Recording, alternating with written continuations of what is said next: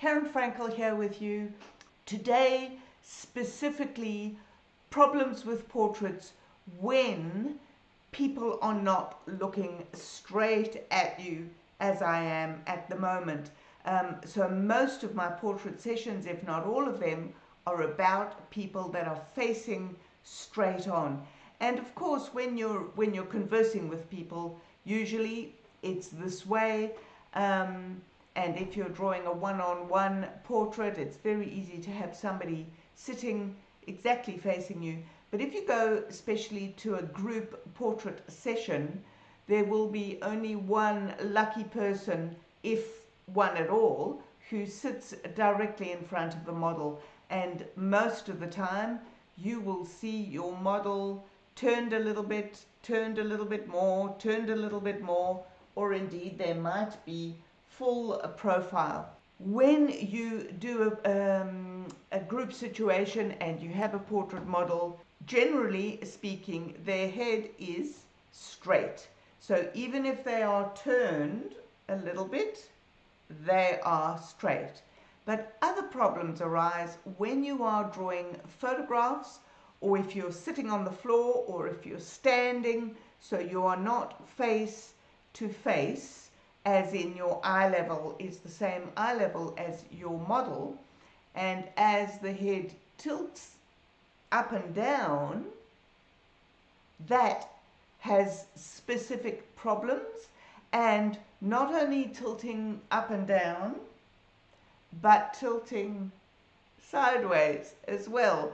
I'm going to show you a little trick. I am going to crop this, and I'm going to change the aspect ratio, change it to a square. So the program has converted it to a square so that when I make this smaller and bigger, it will stay a square. And what I'm going to show you is that the profile generally fits in a square. Now, of course, there are little areas out the way. I'm just going to see how close I can get it. So I am constantly changing this to a square, and I'm going from the top of my head, whoop, gone the other way for a sec, top of my head,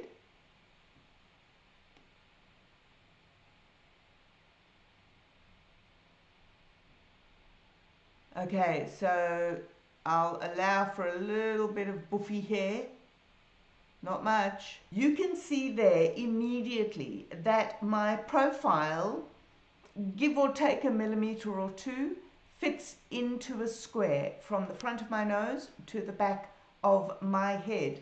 Also, I'd like you to notice, so my eyes are halfway, and you can see the facial features are right on the very edge. And we have in our brains, our knowing brain is going to tell you that the head is kind of that small, but it goes right the way back to the back of the head. Now I know you can't see my ear, but my ear is about there. It's actually on the other side of halfway. It is further back than you think. So if we follow my jawline up, it pretty much goes there. So very, very good tip to remember is that profiles, full profiles, fit into a square more or less. Very, very often when we look at portraits, and when we want to draw portraits, we don't always want a front-facing portrait, and this three-quarter portrait is very, very common. Once again, I acknowledge the artists and photographers from Unsplash, so thank you for this one. The biggest thing that I want to show you with turned heads is that the back eye, so the eye that's further away, is actually foreshortened. This eye looks like it's straight on, so even though the head is turned a little bit, the eye coming towards us, closest to us, still looks reasonably straight on, but you can see this eye is shorter than that eye. I hope you can see that by my little pink squiggles. So very often when people draw 3/4 turned heads, they will draw this eye, have no problem drawing that eye as it is, right? I'm drawing a little almond eye there, and here they will also draw the same eye, which makes them widen out the picture. So it is very important to remember that as the head turns, the head is round, it's not flat. You can see that my glasses are the same distance apart because I'm facing you. As I turn away, you will see that that lens is wider than that lens. Obviously, physically it is the same, but as it turns away from you, this one will still remain bigger than that one, and the foreshortening those two sides will get closer and closer together. Well, that happens with your eyes as well.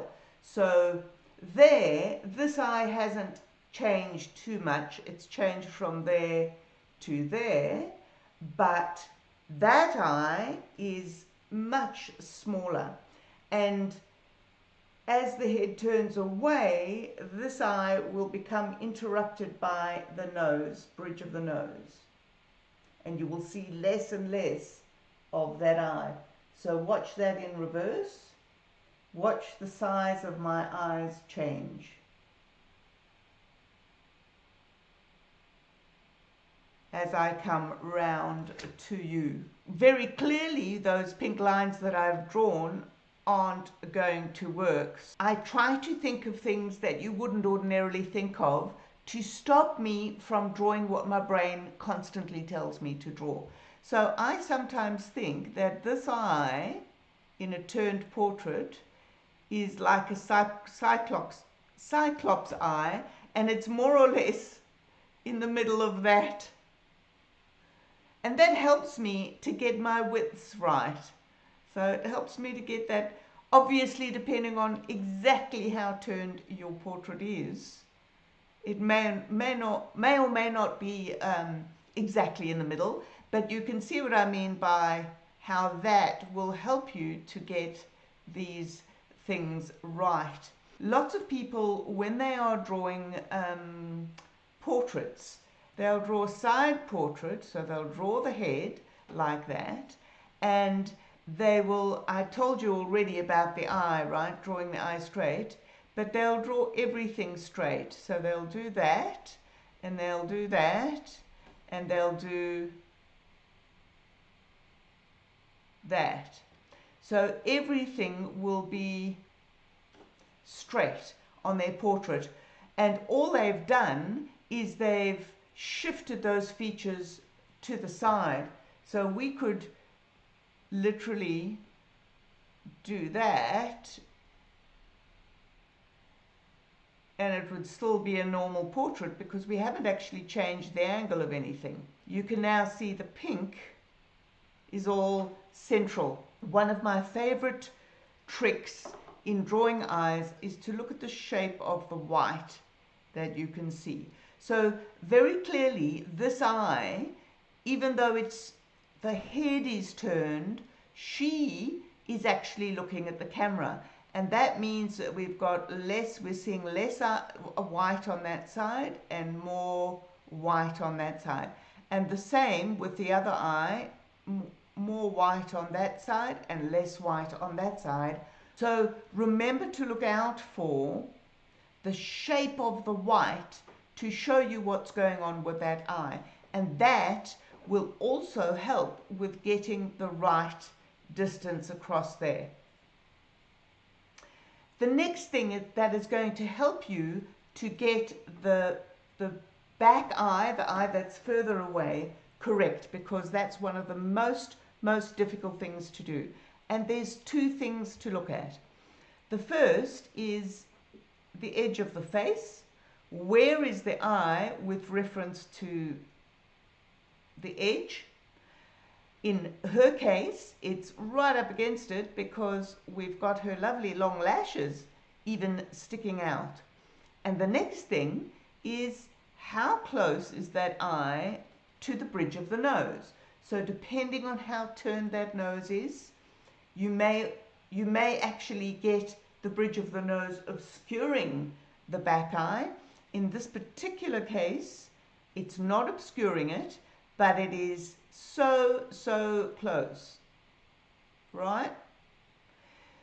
Of course, you can measure, so you can measure the same way as I did right in the beginning. I measured how wide the eyes were, and that's going to give it to you. But you're also looking at where this eye is relative to the nose and where that eye is relative to the side of the face. However, you do still need to look at what is the distance apart of these eyes. Now, as it stands at the moment in this picture, they are still about equal. But because of foreshortening, as the face turns more, this distance, I'll change my color.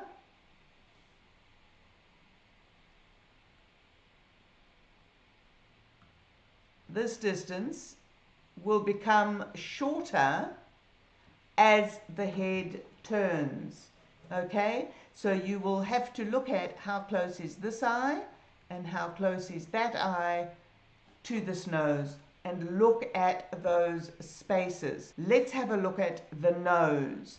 Very, very clearly, that's the center of her nose, but we can see less of that side because it's foreshortened and turned away from us, and more of that side.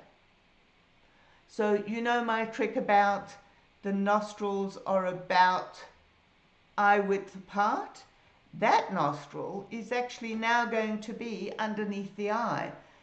Those rules that I gave you for general proportions only exist for front-facing heads. So you absolutely need to pay attention to what is going on with that.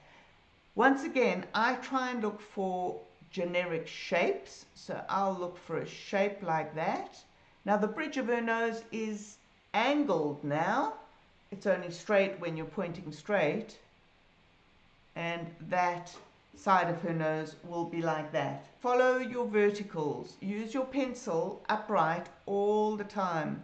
Where is this with reference to something you've already got? Same thing happens to the mouth. You've got a very, very big pointer, very similar to the eyes, and that is how close is the edge of the mouth to the edge of the face, and how close or how far away is the other side. So that's one trick. Another trick is, where is the eye, where is the mouth compared with the eye, and the same with on that side. So you can see it's shifted slightly across. Generally speaking, it is underneath the pupil when you are looking straight. And the biggest tell, as far as I'm concerned, is where is this little, that bit of face is called the philtrum. So this little cupid's bow dip in the mouth, you can see immediately, if I put a line there, that the right side of her face, the left side of the picture, is way larger than the other side. So it's very, very clear that her head is turned. When you tilt your head, it changes where the eyes are. That distance is smaller than that distance. So the bottom of my face is in there and the top of my face fits there. But there are all sorts of things that now change. And the foreshortening that was happening on the eyes in the previous picture is now happening to the nose. Okay, you can see the nub of my nose there is much closer to where my eyes are, and if my head was tilted even further, it might actually go much higher. So you need to pay attention once again to where things are relative to something else. And I generally use my eyes as the point of reference. When you're looking at this at the front of the face, you generally don't see that plane under the nose unless somebody has got a turned up nose, until they tilt their face. So that shape there is actually underneath my nose. That's why you can see up into my nostrils, right? And the actual size of my nose is tiny. It's just that bit across there that has become foreshortened. It's foreshortened that way. So remember that, please. The other thing that is, another thing I should say, that has happened in this picture, that happens when the head is tilted up, have a look at the shape of my mouth. So generally, straight on, that mouth is a little bit curved down or straight across, but in this case, it is very tilted. Okay? And the last thing that I want to point out to you, it's obvious when it gets pointed out, but you don't think of it. In normal photographs or in photographs of a straight head, the ears are between the eyebrows and the bottom of the nose. You can see the top of my ear is level with the bottom of my nose, and the bottom of my ear is now level with my chin. So if you want to know whether a head is tilted when you're taking taking a photograph, and you're not quite sure if the head is tilted, and sometimes there's a smidge of difficulty and you put the eyes halfway but you're not quite sure why it's not working, have a look at where those ears are. The head might be tilted just slightly enough to change the location of the ears, but you're not quite sure where the eyes are. I know that I get caught on that many times. My forehead is foreshortened, so my brows are right up there. All those sorts of things start to happen. But that, knowing where the ears are with reference to the face, is a very good trick. On the other hand, looking down does the opposite. And this catches people out all the time. And what catches people out is it's very hard to believe that my face fits in to that bottom section. So if I finish that, look how much space my head is taking. Your ears are your best, if you can see them of course, your best way of finding out how tilted this head is. So you can see the bottom of his ears is at eye level, and the top of his ears is almost at his hairline. We've got most of his face in the bottom corner, and we've got this enormous top. So don't be fooled when you are drawing tilted heads. Don't be fooled by putting the eyes in the middle. And even when you can see that the face is right down at the bottom, sometimes depending on how tilted it is, it's even that far down, your head is going to want to make you put the eyes higher up. I promise you. I know, because it happens to me all of the time. His nose is now closer to his lips. His lips are closer to his chin. His lips are almost smiling. They're a little bit flat. And in fact, his eyes are curving a little bit as well. Because your eyes are only straight, once again, your eyes are only straight if you are looking straight ahead. As you turn down, they start to curve a little bit. As you turn up, they start to curve a little bit. Just a few other examples. These heads are turned and tilted, so they've turned like that and they've tilted. And just quick example of what's going on here. So the center of his head is like that, and his eyes are like that, and his mouth is like that, and his whole head is in the bottom of that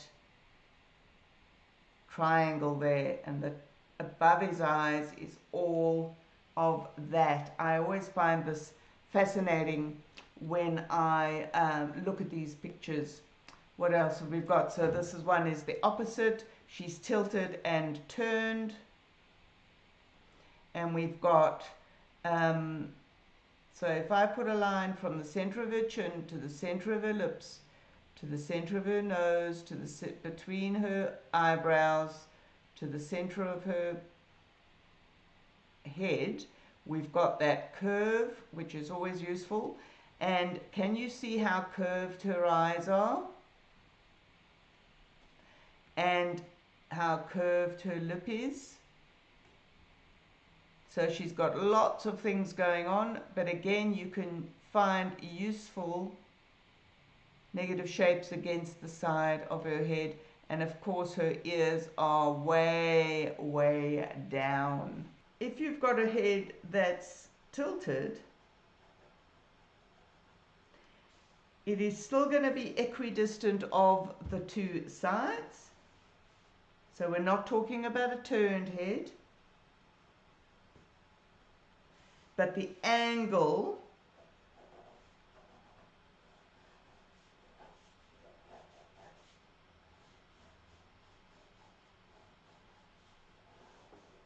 something like that. Okay, that is a bit silly, but what I want you to do is to find the angle of the tilt, and then everything falls into place. I know that some people do get stuck with that, and I know certainly when I'm drawing a head that's slightly on a tilt, I tend to straighten it up. So it's a very important watch point that you don't do that. Often what happens when the head is tilted, people draw the eye straight like that, and then this eye above straight. Now I have made that too obvious because I just wanted to go to the extreme to show you how strange that looks. So your head will tell you to put that eye straight and that eye straight, but you can see they are not matching that line. Very, very useful tip, this one. When the head is turned, when the head is tilted, it's very tempting to make the eyes straight, but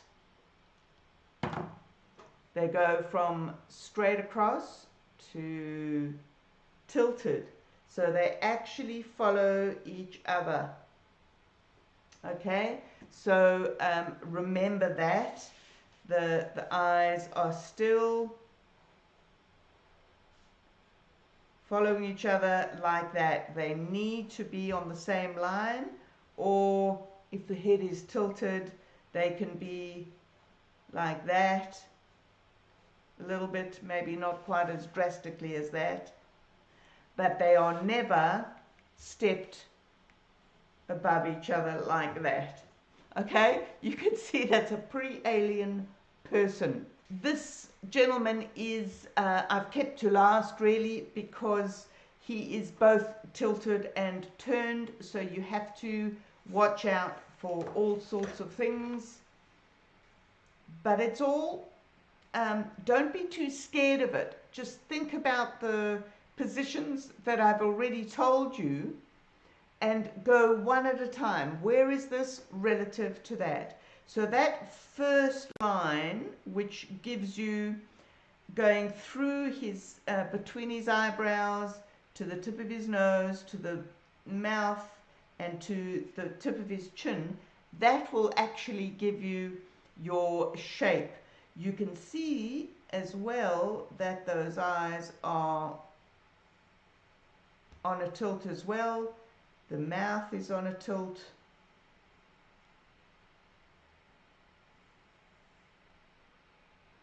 And the same as when you looked at the portrait of me upside down, not upside down with my head tilted back, you can see underneath his nose.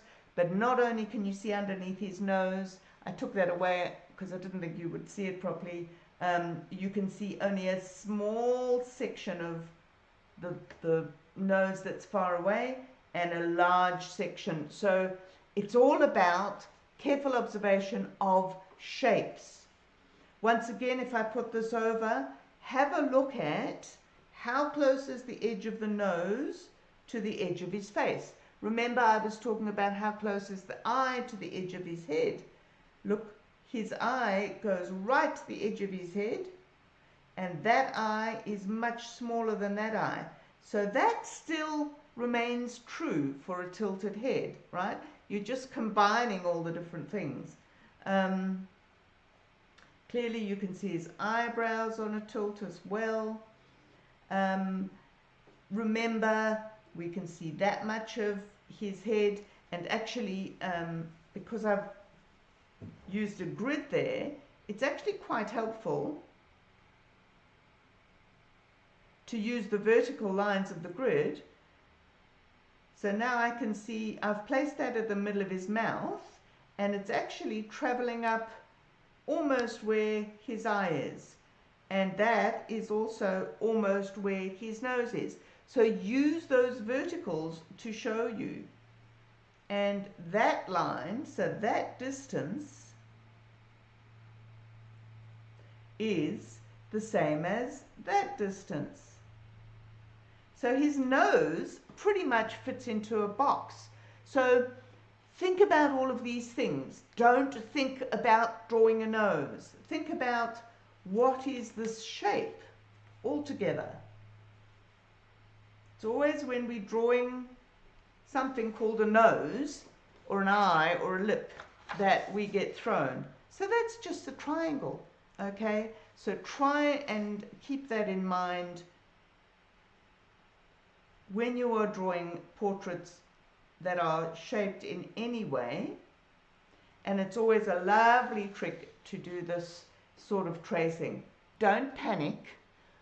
Follow where is this relative to that, and you'll be right most of the way. So happy portrait drawing, get drawing, keep drawing. Karen Frankel signing out for another Friday. I will see you next week. Bye-bye.